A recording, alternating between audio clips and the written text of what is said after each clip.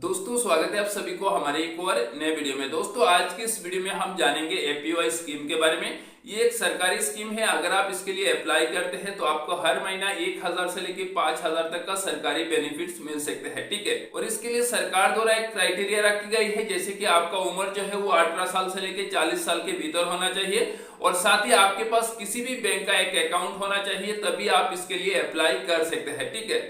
तो इस स्कीम के लिए कैसे आपको अप्लाई करना है, इसका कंप्लीट प्रोसेस जो है आज की इस वीडियो में हम आपको लाइव दिखाने वाले हैं। तो आपसे रिक्वेस्ट है कि आप इस वीडियो को कंप्लीट देखें। वीडियो अच्छा लगे तो वीडियो को लाइक एंड शेयर जरूर कर दे। तो चलिए शुरू करते हैं। अगर आप इस स्कीम के लिए रजिस्ट्रेशन करना चाहते हैं तो आपको करना क्या है, सबसे पहले आप अपने मोबाइल से गूगल ब्राउजर को इस तरह ओपन कर लेना है एंड यहाँ पे आपको सर्च करना है एपीवाई।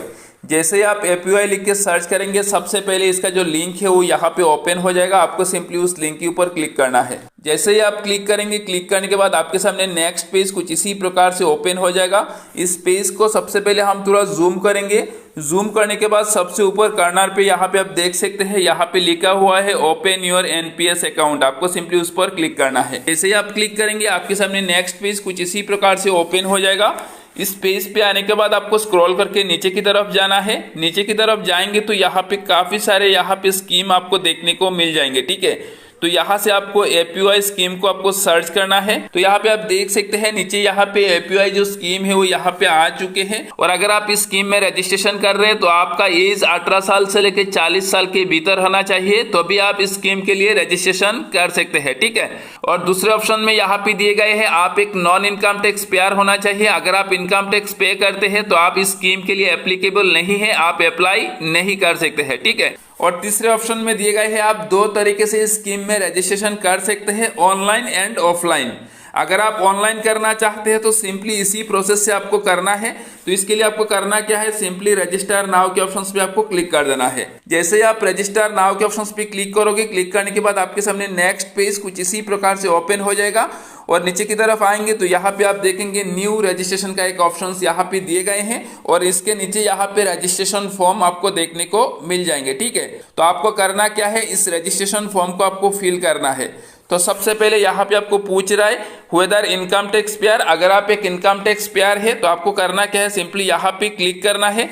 तो आप यस करेंगे। अगर आप इनकम टैक्स पेयर नहीं है तो आप नो करेंगे। तो यहाँ पे अगर आप यस करेंगे तो यहाँ पे आप देख सकते हैं, यहाँ पे लिखा हुआ आ चुके हैं as per directive from the government of India income tax payer is not allowed to open APY account. यानी अगर आप इनकम टैक्स पेयर है तो आप इसके लिए एप्लीकेबल नहीं है, आप इसके लिए अप्लाई नहीं कर सकते हैं, ठीक है। तो यहाँ पे क्लिक करके आपको यहाँ से नो सिलेक्ट करना है, ठीक है। और इसके बाद नीचे आता है सिलेक्ट योर बैंक। आपको सिंपली यहाँ पे क्लिक करना है और यहाँ पे आपका जो बैंक अकाउंट है, बैंक अकाउंट को यहाँ से आपको सिलेक्ट कर लेना है, ठीक है। तो हम यहाँ से स्टेट बैंक अकाउंट को यहाँ पे सिलेक्ट कर लिए हैं। और इसके बाद नीचे यहाँ पे आपका जो बैंक है, बैंक का ब्रांच नेम यहाँ पे आपको फिल करना है, ठीक है। इसके बाद नीचे की तरफ आएंगे। नीचे की तरफ आने के बाद यहाँ पे आप देखेंगे बैंक अकाउंट टाइप। आपको सिंपली यहाँ पे क्लिक करना है। क्लिक करने के बाद यहाँ से आप सेविंग अकाउंट को आपको सिलेक्ट करना है, ठीक है। अगर आपके पास करेंट अकाउंट है तो आप इसके लिए एप्लीकेबल नहीं होंगे, आप इसके लिए अप्लाई नहीं कर सकते हैं, ठीक है। इसके बाद नीचे आपका जो बैंक अकाउंट नंबर है, बैंक अकाउंट नंबर को आपको यहाँ पे फिल करना है। इसके बाद नीचे यहाँ पे बैंक का आईएफएससी कोड यहाँ पे आपको फिल करना है। यानी आपका बैंक का जो आईएफएससी कोड है, आईएफएससी कोड को यहाँ पे आपको फिल करना है। और इसके बाद नीचे आता है केवाईसी टाइप। तो केवाईसी टाइप पे आपको करना क्या है, सिंपली यहाँ पे बीच वाला ऑप्शंस को आपको सिलेक्ट करना है, केवाईसी आधार, ठीक है। आपको सिंपली इसको सिलेक्ट कर लेना है। सिलेक्ट करने के बाद नीचे यहाँ पे आधार नंबर एंटर करना है। यानी आपका जो आधार नंबर है, आधार नंबर को यहाँ पे आपको एंटर कर देना है। आधार नंबर एंटर करने के बाद नीचे यहाँ पे ईमेल आईडी आपको पूछ रहा है। अगर आपके पास ईमेल आईडी है तो नीचे यहाँ पे आपका जो ईमेल आईडी है वो ईमेल आईडी यहाँ पे आपको एंटर कर देना है। अगर आपके पास ईमेल आईडी नहीं है तो इसको आप छोड़ सकते हैं, ये ऑप्शनल है, ठीक है। इसके बाद नीचे आता है पेंशन अमाउंट। तो यहाँ पे आपको क्लिक करना है। क्लिक करने के बाद यहाँ पे आप देख सकते हैं पेंशन अमाउंट यहाँ पे शो हो गया है। अगर आप मंथली 1000 रुपया सरकार की तरफ से लेना चाहते हैं तो 1000 वाले ऑप्शंस को सिलेक्ट करना है। और अगर आप 2000 रुपया सरकार की तरफ से लेना चाहते हैं तो यहाँ पे 2000 वाले ऑप्शंस को आपको सिलेक्ट करना है, ठीक है। वैसे ही अगर आप सरकार की तरफ से 5000 लेना चाहते हैं मंथली तो आपको 5000 वाले ऑप्शंस को आपको सिलेक्ट करना है, ठीक है। तो यहाँ से आप अपने हिसाब से यहाँ से सिलेक्ट कर लेना है। तो हम यहाँ से मंथली 3000 रुपया सरकार की तरफ से हम लेना चाहते हैं तो इसके लिए हम क्या करेंगे, सिंपली 3000 वाले ऑप्शंस को हम सिलेक्ट करेंगे। सिलेक्ट करने के बाद नीचे यहाँ पे आता है पीरियोडिसिटी ऑफ कंट्रीब्यूशन, यानी इसके लिए आपको कुछ पहले कंट्रीब्यूशन करना पड़ेगा, ठीक है। तो कंट्रीब्यूशन के लिए यहाँ पे नीचे यहाँ पे सिलेक्ट के ऑप्शंस पे क्लिक करना है। आप किस तरीके से कंट्रीब्यूशन करना चाहते हैं, मंथली कंट्रीब्यूट करना चाहते हैं, क्वार्टरली कंट्रीब्यूट करना चाहते हैं या फिर हाफ ईयरली कंट्रीब्यूट करना चाहते हैं, ठीक है। उसी हिसाब से यहाँ से आपको सिलेक्ट कर लेना है, ठीक है। तो इससे पहले हम कंट्रीब्यूशन चार्ट को चेक कर लेते हैं कि मंथली कितना पे करना पड़ेगा, कितना क्वार्टरली पे करना पड़ेगा और कितना हाफ ईयरली पे करना पड़ेगा, ठीक है। तो कंट्रीब्यूशन चार्ट चेक करने के लिए आपको करना क्या है, आपको इसी पेज पर आ जाना है। यहाँ पे आने के बाद आपको स्क्रॉल करके नीचे की तरफ जाएंगे, नीचे जाएंगे एकदम लास्ट में यहाँ पे आप देखेंगे एपीवाई कंट्रीब्यूशन चार्ट, आपको सिंपली उस पर क्लिक करना है। जैसे ही क्लिक करेंगे यहाँ पे डाउनलोड का ऑप्शन आ जाएगा, आपको सिंपली डाउनलोड के ऑप्शंस पे क्लिक करना है। क्लिक करने के बाद यहाँ पे आप नीचे देख सकते हैं कोई भी एक पीडीएफ रीडर को आपको सिलेक्ट करके इसको आप ओपन कर लेना है, ठीक है। ओपन करने के बाद यहाँ पे सबसे ऊपर यहाँ पे हिंदी में दिए गए हैं और नीचे जाएंगे लास्ट में जाएंगे तो यहाँ पे अंग्रेजी में यहाँ पे कंट्रीब्यूशन चार्ट यहाँ पे आपको देखने को मिल जाएंगे, ठीक है।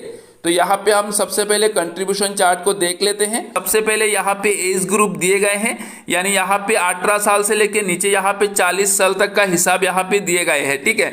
यानी अगर आपका उम्र 18 साल है और आप हर महीना 1000 रुपया सरकार की तरफ से लेना चाहते हैं तो इसके लिए आपको मंथली यहाँ पे 42 रुपया आपको कंट्रीब्यूट करना होगा, ठीक है। और क्वार्टरली आपको 125 रुपया आपको पे करना होगा। और अगर आप हाफ ईयरली कंट्रीब्यूट करना चाहते हैं तो 248 रुपया आपको 6 महीने में आपको एक बार पे करना होगा, ठीक है। और अगर आप 2000 वाले स्कीम को सिलेक्ट किए हैं, यानी अगर आप सरकार की तरफ से हर महीना 2000 रुपया लेना चाहते हैं तो इसके लिए आपको मंथली 84 रुपीज आपको पे करना होगा और क्वार्टरली आपको 250 रुपया आपको कंट्रीब्यूट करना होगा और हाफ ईयरली आपको 496 रुपया आपको देने होंगे, ठीक है। यानी 6 महीने में अगर आप एक बार पे करना चाहते हैं तो आपको यहाँ पे 496 रुपया आपको देने होंगे। और अगर आप 3000 वाले स्कीम को सिलेक्ट किए हैं तो आपको मंथली यहाँ पे 126 रुपया देने होंगे और क्वार्टरली यहाँ पे आपको 376 रुपया देने होंगे, यानी 3 महीने में आपको एक बार 376 रुपया आपको कंट्रीब्यूट करना होगा।